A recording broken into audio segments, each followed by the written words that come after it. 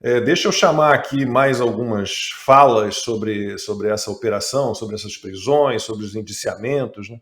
O ministro Alexandre de Moraes, como disse Constantino lá no início, citou o próprio nome 44 vezes no texto em que ele autorizou a operação da Polícia Federal para apurar a suposta tentativa de golpe de Estado.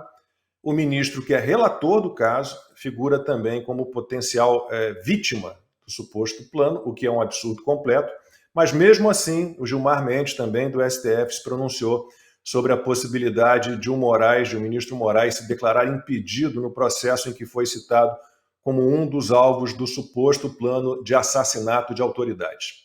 Não faz nenhum sentido, porque desde sempre o ministro Moraes tem sido o relator desse processo e por isso passou a ser vítima desses ataques.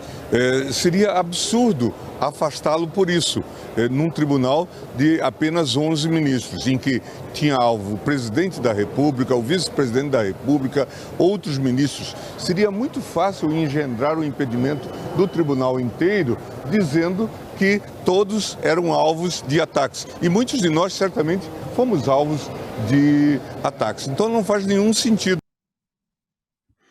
Mas vejam o raciocínio, né? É porque o que ele disse, mais ou menos, é qualquer ministro que assumisse a relatoria, os casos que estão na mão do Alexandre de Moraes, sofreria algum tipo de ataque, seria vítima. Então, os 11, se assumissem, então deixa lá com o Alexandre de Moraes, porque já é uma vítima, já é o julgador, já é o procurador, já é tudo, né? Ele é tudo.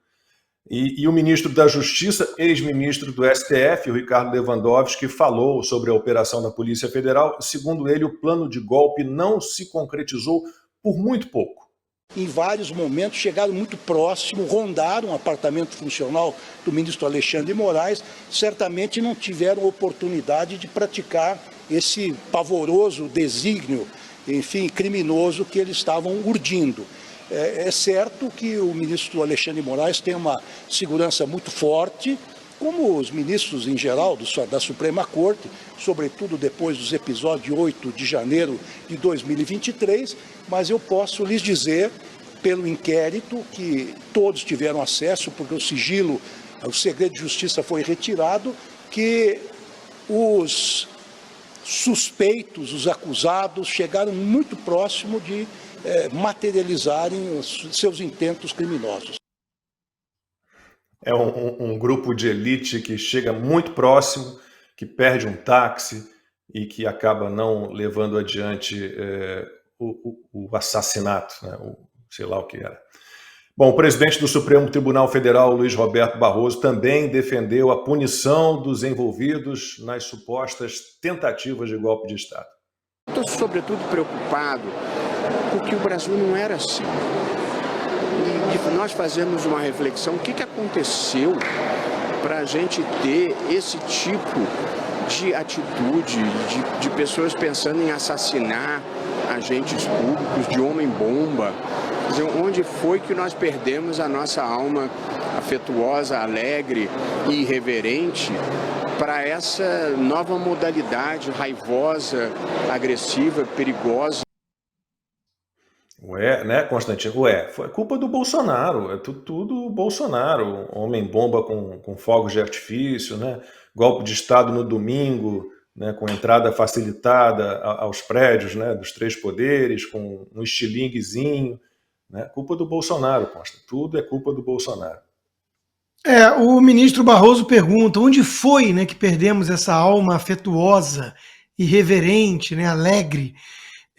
Puxa vida, se ao menos a gente fizesse o cursinho de democracia com o professor Barroso, né, e todos nós deixássemos a luz que, de alguma forma, ele exala do alto da sua torre de marfim, deixasse que essa luz penetrasse em nós, poderíamos nos recivilizar e nos tornarmos muito mais cidadãos, ou cidadãos, como diria a Janja, como, por exemplo, Cesare Battisti, mais afetuoso do que todos os outros, ou então com um poder transcendente como o de João de Deus.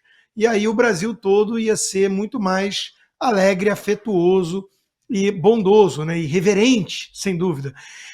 Toda essa narrativa coesa desses ministros, né, toda essa narrativa esconde um fato muito incômodo, que quem realmente sofreu um atentado, e foi o único que sofreu um atentado e quase perdeu a vida, foi Jair Bolsonaro. Esse levou uma facada de um cara que era ligado ao PSOL, que teve um log de acesso dele na Câmara dos Deputados naquele dia, para provavelmente produzir um álibi, e que teve uma banca de advogados caríssimos que logo surgiu para defendê-lo, e os seus telefones, ao contrário de telefone de padre que nunca fez nada, ou então a pesca probatória do telefone do Mauro Cid, esses telefones do Adélio Bispo e dos seus advogados ficaram blindados, intocáveis, né? Ali houve tentativa de golpe. Nos Estados Unidos, mesma coisa, né? Quem sofreu um atentado e está vivo por milagre foi o Donald Trump. Mas a retórica de animosidade, de esgarçamento do tecido social e tudo, é sempre dos trumpistas, nunca dos seus adversários. É a mesma ladainha, né? São, enfim, mitomaníacos. São ministros que criam narrativas e nada além de narrativas para justificar seus crimes.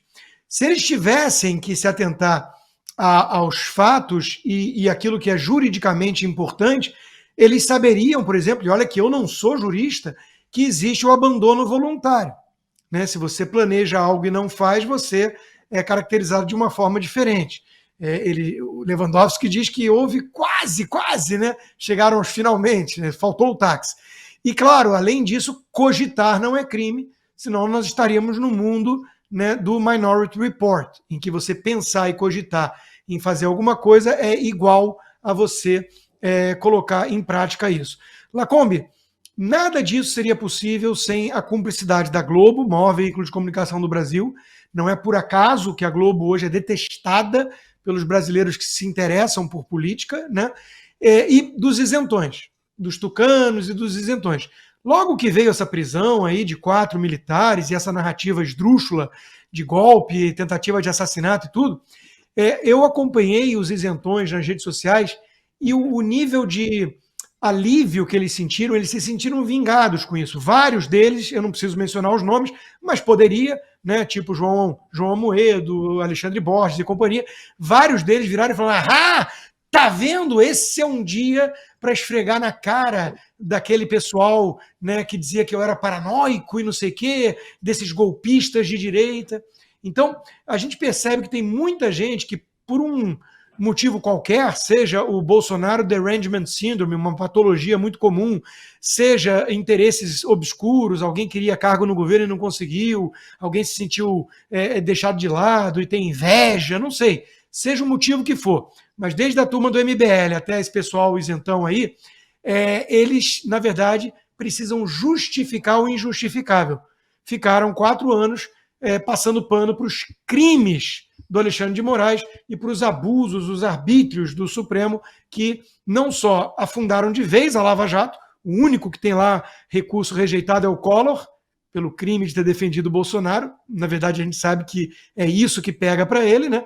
Afundaram a Lava Jato de vez, trouxeram o ladrão de volta à cena do crime, como diria Alckmin, e perseguiram a direita para ver se criam aí o mecanismo da direita permitida, a volta da estratégia das tesouras, uma direita caçabista, né? Como disse a própria deputada Bia Kicis, é isso que eles querem, né? Expurgar a direita da política. E esse pessoal oportunista, de centro, meio tucano, eles estão contentes com isso, mesmo que o Brasil vire de vez uma ditadura. Eles ignoram que toda ditadura nunca fica restrita aos primeiros alvos.